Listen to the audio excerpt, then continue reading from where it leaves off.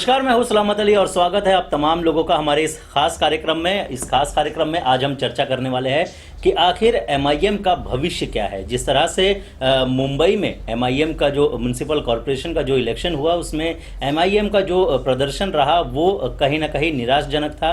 साथ ही साथ पूरे महाराष्ट्र में अगर बात करें तो जिस तरह के आंकड़े ऑल इंडिया मजलिस इत्तेहादुल मुस्लिमीन के आए हुए हैं वो कहीं ना कहीं निराश करने वाले हैं। 2 से 2.5 साल हो चुके हैं ऑल इंडिया मजलिस इत्तेहादुल मुस्लिमीन को महाराष्ट्र में कदम रखे हुए, उसके बावजूद भी जो आंकड़े आए हैं वो कहीं ना कहीं एक्सेप्ट करने वाले नहीं है। इस पर हम चर्चा करने वाले हैं आगे। साथ ही साथ ये भी हम बात करेंगे कि क्या महाराष्ट्र में एमआईएम का कोई भविष्य होने वाला है, क्योंकि जिस तरह से जो आंकड़े आए हैं उसके बाद कहीं ना कहीं एमआईएम नदारद होती दिखाई दे रही है। इसी पर हम चर्चा करने वाले हैं और चर्चा के लिए हमारे साथ स्टूडियो में मौजूद है ऑल इंडिया मजलिस इत्तेहादुल मुस्लिमीन के साथ जुड़े हुए थे पहले, लेकिन अब कहीं ना कहीं उनका दामन छोड़ दिया है। हमारे साथ सोशल एक्टिविस्ट इश्तियाक जागीरदार जी मौजूद है। इश्तियाक जी, बहुत बहुत स्वागत है। आपसे ये जानना चाहेंगे इश्तियाक जी, क्या आपको लगता है कि महाराष्ट्र में जिस तरह का जो प्रदर्शन ऑल इंडिया मजलिस इत्तेहादुल मुस्लिमीन का रहा उसके बाद कहीं ना कहीं एमआईएम जो है उसका ग्राफ गिरता हुआ दिखाई दे रहा है?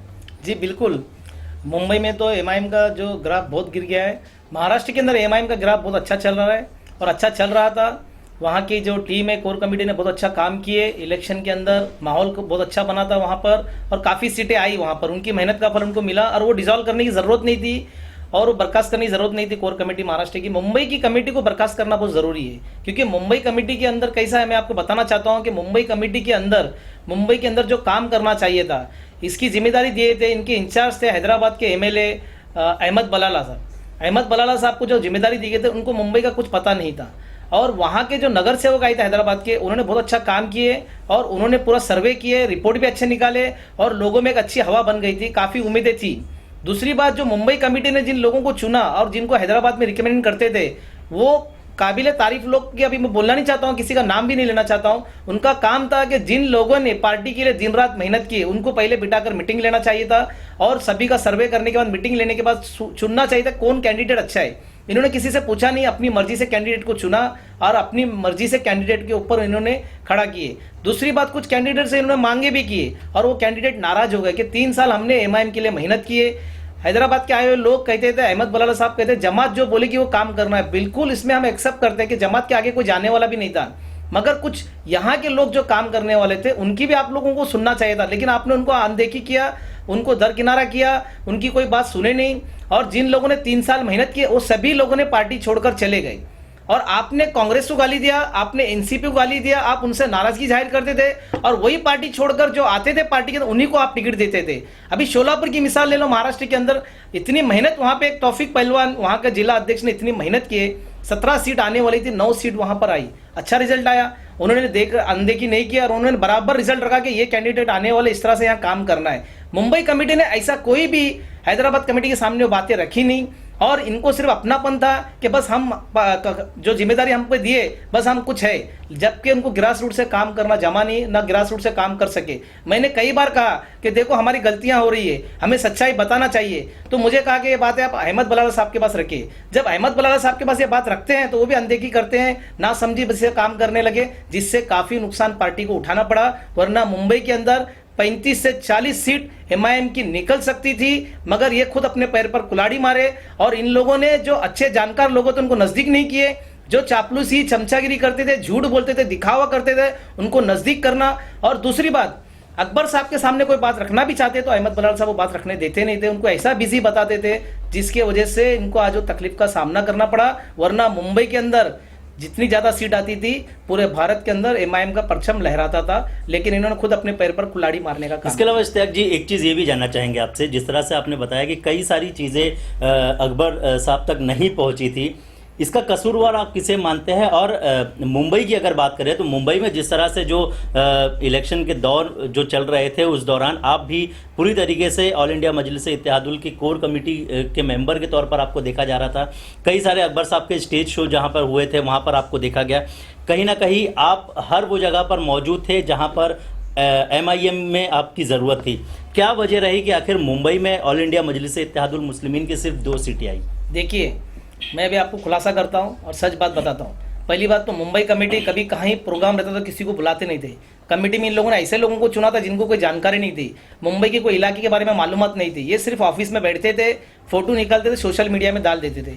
मुंबई में जहाँ प्रोग्राम आता वहाँ के लोग मुझे फ़ोन करके बुलाते थे, जागीरदार साहब यहाँ प्रोग्राम है, आपको आना है। ये जिम्मेदारी कमेटी की होती है। और दूसरी बात, अकबर साहब के बाद मैंने 2-3 बार बात रखा था कि अकबर साहब ये गलतियां हो रही है, लेकिन उन्होंने भी अपने को बिजी है ना, इतना बिजी बताने लगे कि मतलब कुछ बातें हम करना भी चाहते तो हमको अनदेखी करने लगे। तो हमें ऐसा महसूस होने लगा कि कहीं गलतियां हो रही, लेकिन अब इतने बड़े लीडर है, उनको खुद समझना चाहिए, लेकिन उन्होंने उसका वक्त दिया नहीं। अगर ये सुनेंगे नहीं किसी की बातें और ये समझेंगे नहीं, तब हम लोग बोलने के लिए भी कतराते हैं कि करे तो क्या करे। और लास्ट में जब ऐसा रिजल्ट आ रहा है, आप बोलते हैं कि कहाँ हमारी गलती है, तो गलती तो बहुत कुछ है। आपका काम था कि हर एक को लेकर चलना है। एक छोटा बच्चा भी अगर कोई राय दे रहा है तो उसकी सुनकर चलना है। हम जानते हैं कि आप बहुत समझदार है, सूझबूझ रखने वाले, आपको बहुत जानकारी है, मालूमात बहुत है, लेकिन मुंबई का माहौल कुछ और अलग था। आप कहते हैं कि आप मुंबई के कमेटी में हो और आपको प्रमाण पत्र नहीं दिया जाता है। कितने शर्म की बात है। मुंबई में सबसे बड़ा अगर नाराजगी कोई है तो लोगों के अंदर ये नाराजगी है कि इनको पोस्ट डिक्लेयर करते हैं, पोस्ट डिक्लेयर करने के बाद इनको अपॉइंटमेंट लेटर नहीं दिया जाता है। और जब कोई आदमी आवाज उठाता है तो कहते हैं कि ये पार्टी में कुछ नहीं है, ये नॉर्मल कार्यकर्ता है। यहाँ सबसे पहले इन्होंने गलती की, जो लोगों का दिल तोड़ने का काम किए, और जो अच्छा काम करते थे उनको बदनाम करना, उनको आगे नहीं आने देने की कोशिश करना। क्या कमी थी? हर एक ने लोगों ने दिल में एक मोहब्बत लेकर उतरे थे कि इस बार एमआईएम को यहाँ ताकत बनकर आगे बढ़ाना। लोग अच्छी सोच लेकर निकले थे। दलित समाज के लोग आ रहे थे, लिंगायत समाज के लोग आ रहे थे, धनगर समाज के लोग मदद कर रहे थे, मगर हर एक का ये लोगों ने दिल तोड़ने का काम किए। अब गलती हम किसको हम कसूरवार समझे? इसमें हर एक कसूरवार है, मुझसे भी लेकर जो भी लोग हैं, हम सब के कसूरवार है, क्योंकि लोग समझना नहीं चाहते थे। सब हर चीज में मैं बड़ा, मुझे जानकारी है, मुझे मालूमात है, मेरा पद कहीं छिन ना जाए। और जो बड़े जिम्मेदार थे मुंबई कमेटी, उनको तो बिठा के कोई मतलब नहीं था। हमने उनको कई बार समझाया, लेकिन उन्होंने ध्यान नहीं दिया। और आज भी वो ध्यान देने के चक्कर में नहीं है। सिर्फ उनका यही कहना था कि असद साहब की 10 मीटिंग हो जाएंगी, अकबर साहब की 15 मीटिंग हो जाएगी तो हमारी 40 सीटें निकलेगी। मीटिंग होने से काम नहीं होता है, हमको ग्रास रूट से काम करना पड़ता है, लोगों को कन्विंस करना पड़ता है। इसका जीता जागता एग्जाम्पल इश्तियाक जी देखने को मिला, क्योंकि अकबरुद्दीन ओवैसी यहाँ पर लगातार पिछले कई दिनों तक, 18 दिनों तक यहाँ मुंबई में थे और कई सारी जगह पर उनकी सभाएं हुई। मुंबई के हर इलाके में, ज़्यादातर जहाँ पर मुस्लिम डोमिनेटेड एरियाज़ है वहाँ पर उनकी सभा खास तौर पर हुई। मुंबई में कहे, साउथ मुंबई में अगर कहे तो एक नहीं 2-2, 3-3 सभाएं वहाँ पर हुई। लेकिन उसके बावजूद भी रिजल्ट जो है वो कहा जाए ज़ीरो, अगर कहा जाए तो ये गलत नहीं होगा। बिल्कुल, देखिए सबसे पहली बात तो काफ़ी मीडिया वाले मिलना चाहते थे अकबर साहब से, और काफ़ी यहाँ के लोग, जिन लोग कई कैंडिडेट, जैसा चिराग नगर के कैंडिडेट अकबर साहब की मीटिंग लेना चाहते थे, लेकिन जिनको जिम्मेदारी दी थी अहमद बलाला साहब, जो बलवास होटल में बैठते थे, वो ना किसी से मिलने देते थे, ना किसी से ढंग से बात करते थे, और हर एक को वो ये समझते थे कि कोई है ही नहीं उनके सामने। जबकि उनको पता होना चाहिए मुंबई का क्या माहौल है, किस तरह से जानकारी लेकर उस हिसाब से काम करना चाहिए था। ये तो किसी की सुनते ही नहीं थे, जो सच्चाई है वो खुद जानते हैं। तो अब इससे बेहतर तो बताइए कि आपको मुंबई का जब माहौल आपको पता नहीं और आप चैलेंज कर रहे हैं, तो मुझे अफसोस लगता है कि आने वाले दिन में भी आप जो नींद सो रहे उससे जाग जाओ अगर कुछ करना है तो, वरना बहुत मुश्किल है एकदम। इसके अलावा इश्तियाक जी 2 साल पीछे जाना चाहूँगा मैं, जब 2014 में एमएलए का चुनाव जो है वो यहाँ मुंबई महाराष्ट्र में हुआ था, जहाँ से महाराष्ट्र से 2 सीटें इनकी आई हुई थी। उसके बाद ये कहा जा रहा था कि महाराष्ट्र में एमआईएम का झंडा गड़ चुका है और अब एमआईएम कहीं ना कहीं बहुत अच्छा परफॉर्म करेगा। लेकिन 2.5 साल करीब करीब होने को आए, ना तो इनकी कोर कमेटी बनी थी सही तरीके से, और कमेटी में लोगों को, क्योंकि कोई भी संगठन अगर कहीं कदम रखना चाहती है, अगर अपना कदम जमाना चाहती है, तो जाहिर है उन्हें अपनी टीम जो है वो मजबूत करनी होती है। लेकिन ऑल इंडिया मजलिस इत्तेहादुल मुस्लिमीन में देखा गया कि यहाँ पर जो टीम होती है वो कहीं ना कहीं नदारत थी। बहुत जब लोग नाराज़ होने लगे तब कहीं जाकर तालुका अध्यक्ष और इस तरह की पोस्ट जो है वो दी गई। कहीं ना कहीं आपको नहीं लगता है कि अगर यही काम बहुत पहले कर लिया गया होता तो शायद एमआईएम की जो तस्वीर अब देखने को मिली है वो नहीं देखने को मिलती और कुछ बेहतर तस्वीर हो सकती थी, आपको लगता है? देखिए, बिल्कुल हो सकता था। कोर कमेटी भी जो बनी है वो तो डिसाइड हैदराबाद में हो गया, लेकिन जिन लोगों ने चुना, जैसा मोइन साहब महाराष्ट्र के अध्यक्ष है, उन्होंने अपनी मर्जी से चुना, आवाम के पसंद से नहीं चुना उन्होंने। मुंबई कमेटी भी जो चुने वो अपनी मर्जी से चुने, जबकि हर एक एरिया से एक अच्छा समाज सेवक कौन है उसकी इंक्वायरी लगाकर उसको एक अच्छे इंसान को चुनना चाहिए था। और जो अच्छे लोग तो इनको चुनना नहीं चाहते थे ये लोग जो अपने पसंद के, अपने जो करीब के लोग थे उनका नाम दे दिए, जिसका रिजल्ट आपके सामने आया, जो आप देख सकते हैं क्या हो गया।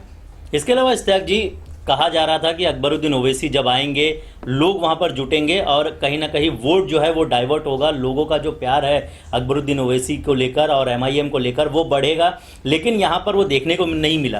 क्या आपको नहीं लगता है कि एमआईएम जो ये बताने की कोशिश करती थी कि वो मुसलमान के लिए खड़ी है, मुस्लिम वोट बैंक उनकी खास तौर पर फोकस होती थी, वो भी कहीं ना कहीं अब उनके हाथ से जाती हुई दिखाई दे रही है? देखिए, बात तो एक ही है, एमआईएम पार्टी तो शुरुआत तो मुस्लिम का ही मुद्दा था, सबसे ज़्यादा उसके अंदर मुद्दा वही रखा गया था। ठीक है, दलितों का भी रखा गया था, साथ में बुद्धिस्ट के लिए भी रखा गया था उन्होंने, और हर समाज के लिए बोलते थे, मगर ज़्यादा मुस्लिम के ऊपर ही ये करते थे। दूसरी बात, शुरुआत जो बम्बई में हो गया अकबर साहब का बहुत अच्छा हुआ था, लेकिन बलवास होटल में जो लोग मिलने आते थे रोज, उनसे कुछ अपनी हकीकत बताना चाहते थे, मुंबई के हालात उनको वो मिलने नहीं दिया जाता, उनका रिस्पेक्ट नहीं किया जाता। और सब जो ये जिम्मेदारी जाती है ये अहमद बलाल साहब को जाती है, जो वहाँ के एमएलए थे, उनको पता नहीं, वो अपने मस्ती में थे, अपने घमंड में थे, और वो किसी को समझते नहीं थे, जबकि उनका काम था ये बात अकबर साहब के सामने रखना है, तो खुद उसको कुछ करने का सोचना था। वो तो बस इतना ही था कि कैंडिडेट कौन है मजबूत है, कौन उनको इज्जत दे रहा है, और कौन कितने क्या कर रहा है वो उन्हें जानते हैं, और वो कैंडिडेट ही जानते हैं। वहाँ के आम कार्यकर्ता, आम वर्कर, जो लीडर जो काम कर रहे थे एमआईएम, उनकी कोई इज्जत नहीं थी वहाँ पे। बस ये समझ लो वहाँ पे जाना है, वक्त बेकार डालना है, जो रिजल्ट उनके सामने आया। इसके अलावा इश्तियाक जी ये भी जानना चाहेंगे कि चुनाव के दौरान कई सारी बातें जो है वो सुनने को मिली थी कि एमआईएम के लोग जो है वो पैसे मांगकर टिकट दे रहे हैं। कई सारे केसेस सामने आए, बांद्रा की बात करें जहां पर टिकट देकर वापस ले लिया गया था और किसी और को टिकट जो है वो दे दी गई। इसके अलावा कई सारी खबरें आई, रातों रात टिकट किसी और को दे दिया गया। इसको कहाँ तक आप सही मानते हैं, और क्या आपको लगता है कि अगर आप जैसे एक्सपीरियंस्ड लोग पार्टी के साथ जुड़े हुए थे, इश्तियाक जागीरदार की बात करें या फिर निज़ामुद्दीन रायन की बात करें या फिर और लोगों की बात करें, इन लोगों से अगर नॉलेज लिया होता या फिर इन लोगों से अगर गाइडलाइंस ली होती, क्योंकि आपकी अगर बात करें तो पिछले कई सालों से आप राजनीति में सक्रिय है, आपके पास भी एक अच्छा खासा एक्सपीरियंस है, सोलापुर में आपने उस चीज़ को करके दिखाया, वो चीज़ जो एमआईएम को एक बेस चाहिए था सोलापुर में वो कहीं ना कहीं देने का काम आपने किया हुआ है। मुंबई में कहीं ना कहीं आपको नहीं लगता है कि इस तरह के लोगों को जो है साइडलाइन किया गया है, जिसके वजह से जो रिस्पांस था वो कहीं ना कहीं कम आया है? बिल्कुल सही बात है। सबसे पहले तो मुझे आदिल खत्री जो एडवोकेट लॉयर थे, मैंने उनको मुबारकबाद दिया कि भाई आपको टिकट मिली, तो बोले लगे इश्तियाक भाई मुबारकबाद मत दीजिए, टिकट के साथ में मुझे पैसा मांगा जा रहा है। मैं बोला नहीं, बिल्कुल नहीं ऐसा हो सकता है, क्योंकि पार्टी इतनी साफ सुथरी है, पैसे मांगने का सवाल ही नहीं, और आप तो काबिल लॉयर है और आपको टिकट दिया और आप इतने यंग है, मुझे बहुत खुशी हो गई। तो बोले नहीं इश्तियाक भाई गलत फहमी है, मैं आपको बता रहा हूँ आपके भाई के जैसा मुझसे पैसे मांगे जा रहे हैं। तो पहली बात तो मुझे यकीन नहीं आया। फिर दूसरा और एक फ़ोन आया, फिर मुमरा से मुझे फ़ोन आने लगा, तो हर जगह से मुझे फ़ोन आने लगे कि भाई पैसे की डिमांड होने लगी। तो मुझे तो कहीं ऐसा लगा एक झूठ बोलेगा सभी झूठ बोल रहे। फिर मैं काफ़ी लोगों के पास करीब गया, जाके बैठा, जब सच्चाई सामने आने लगी कि उनसे पैसे को डिमांड किया गया और ये कहने लगा कि यही पैसा आप पे खर्चा किया जाएगा, स्टेज बनाया जाएगा, हैंडबिल बनाया जाएगा, पोस्टर बनाया जाएगा, कोई ना कोई बहाने से बस वो पैसा निकालना था। मुंबई का कैंडिडेट जब खड़ा होता है तो अपने जेब से जितना वो खर्चा करेगा अपने हिसाब से वो भाग दौड़ करेगा, मगर इनके हाथ में जिम्मेदारी देकर पैसा देकर चुनाव लड़ना ये समझ में नहीं आया। यही बात जो है ना सबको खटक रही थी, और पूरे मुंबई में सच्चाई जब सामने गई तो कुछ लोग नाराज हो गए कि ये पार्टी इतनी ईमानदार पार्टी, इतने अच्छे लोग, और इस तरह से जो कर रहे हैं सच्चाई है कि नहीं। जब उन्होंने इंक्वायरी किया तो सामने यही बात आई कि पैसे का डिमांड किया जा रहा है कैंडिडेट से। ये बहुत बड़ी शर्म की बात थी, जिसकी वजह से काफ़ी असर पड़ा है मुंबई के अंदर। लेकिन इश्तियाक जी ये जो पैसे की जो डिमांड की जा रही थी, ये पार्टी के लिए पैसा फंड मांगा जा रहा था या फिर किसी इंडिविजुअल के लिए मांगा जा रहा था? देखिए, अभी कोई ना कोई बहाने से किस तरह से मांगा जा रहा था ये तो कैंडिडेट जानते। बस वो ये जानते हैं कि आज तक कभी हम लोग कई पार्टियों में रह चुके, इस तरह से पैसा मांगा नहीं गया था जिस तरह से मांग रहे, चाहे वो डोनेशन के बहाने से हो, चाहे वो बैनर्स के बहाने हो, चाहे हैंडबिल। एक पैम्पलेट और हैंडबिल बनाने के लिए कितना खर्चा आता है? 25 से 50 हज़ार रुपये। मगर जो 5 लाख का डिमांड रख रहे थे, जो लोग बता रहे थे, ये लोग सब लोग कैंडिडेट्स वहाँ पे, उससे काफ़ी लोग नाराज हो गए एकदम। और बहुत सी बातें सामने आई है जिसको बताना भी मैं मुनासिब नहीं समझता हूँ, क्योंकि किस तरह से होता है कि ये जो बातें होती है ये बड़े शर्मनाक बात है कि हम लोग एक मुस्लिम मुत्तहिद होने के बारे में बोलते हैं, एक होने के बारे में बोलते हैं और इस तरह से पार्टी को आगे चलाने सोचते हैं, लेकिन हम लोग खुद ही पैसों की गालियां देते, पैसों के खिलाफ और मांगने लगे, तो कितने शर्म की बात है। और हर आदमी ये बात बोल रहा है, वो क्यों आपसे नाराज है? इस बात की वजह से नाराज हो गया। इसके अलावा इश्तियाक जी ये भी जानना चाहेंगे, कोर कमेटी जो है महाराष्ट्र में डिसॉल्व कर दी गई है, क्या इसका असर यूपी इलेक्शन पे पड़ने वाला है, आपको लगता है? सबसे पहली बात तो अभी यूपी का तो बहुत बड़ा इलेक्शन है, वहाँ पे माहौल कैसा बनेगा कुछ बता नहीं सकते, क्योंकि यूपी एक ऐसा है, पूरे भारत के अंदर जो राजकारण चलता है यूपी के अंदर चलता है। एमआईएम नई पार्टी है, वहाँ पे पैर जमाना बहुत मुश्किल है, लेकिन इसका असर पड़ सकता है, क्योंकि सब पूरे इंडिया के अंदर सबकी नज़र जो रहती है मुंबई में रहती है, और जो मुंबई में रिजल्ट आता है वही यूपी में रिजल्ट आता है। ये बात आप लिख लीजिए। और ये सच्चाई है। हर इलेक्शन में ऐसा ही होता है। समाजवादी अगर कुछ बड़ी है तो मुंबई से ही बड़ी है। और मैं शाबाशी देता हूँ अबू असीम आजमी को, इतने खिलाफ होने के बाद, सब कुछ होने के बाद, इतनी ताकत गिरने के बाद भी 7 सीट उन्होंने मुंबई के अंदर लाए, बड़े काबिल तारीफ है। वजह क्या थी? उसके पीछे भी कहीं ना कहीं एमआईएम को ही जो है वो कारण बताया जा रहा है। ने इमाम तो कारण हो सकती है, लेकिन अबू असीम आजमी ने अपनी ताकत और अपने लोगों को जो प्यार मोहब्बत से, जो उन्होंने जानकारी ली लोगों से, और एक बच्चे से भी राय लेते, भाई इस वक्त कैसे हालात मेरे बहुत खराब है, इमाम आ चुकी है, और लोगों की राय लेकर उन्होंने वो हिसाब से काम किया। जबकि हमारी टीम ने वो काम नहीं किया। हमारी टीम ने लोगों को दरकिनारा किया। सिर्फ मैं सब कुछ बोलकर ये पार्टी बहुत बड़े नुकसान में आ गई। कहीं ना कहीं कोर कमेटी डिसॉल्व कर दी गई है। जाहिर है महाराष्ट्र में अपने कमेटी को जो है वो मजबूत करने के लिए फिर एक बार कोर कमेटी ज़रूर बनाई जाएगी और इस बार सोच समझ के लोगों को जो है वो शामिल किया जाएगा। क्या आपको लगता है कि इस बार अगर जो गलतियां पिछले 2.5 सालों में ऑल इंडिया मजलिस इत्तेहादुल मुस्लिमीन की ओर से महाराष्ट्र में हुई है, अगर उस पर सबक लेकर एक बेहतर कोर कमेटी बनाई जाए तो उसका असर जो है आने वाले जो एमएलए के इलेक्शन है और एमपी के इलेक्शन है उस पर देखने को मिल सकता है? हाँ बिल्कुल, कोर कमेटी जब बनाई जाएगी तो किसी का रिकमेंडेड नहीं होना चाहिए। आप खुद आए और आपको सोचे कौन अच्छा वर्कर है, कौन काम कर सकता है, उसको जिम्मेदारी दे। ये नहीं कि मोइन साहब महाराष्ट्र के अध्यक्ष है, उनके पहचान के, मुंबई अध्यक्ष शाकिर पटनी उनके पहचान के, इन लोगों के पहचान और रिकमेंडेड लगने लगे तो फिर पार्टी कभी आगे नहीं बढ़ सकती। इसके अलावा इश्तियाक जी, जाते जाते एक आखिरी सवाल आपसे जानना चाहेंगे कि महाराष्ट्र में ऑल इंडिया मजलिस इत्तेहादुल मुस्लिमीन का भविष्य क्या लग रहा है आपको? देखिए, भविष्य तो बहुत अच्छा था, मगर अभी मुझे लग रहा है डगमगा रहा है, कुछ बहुत ही डगमगा रहा है।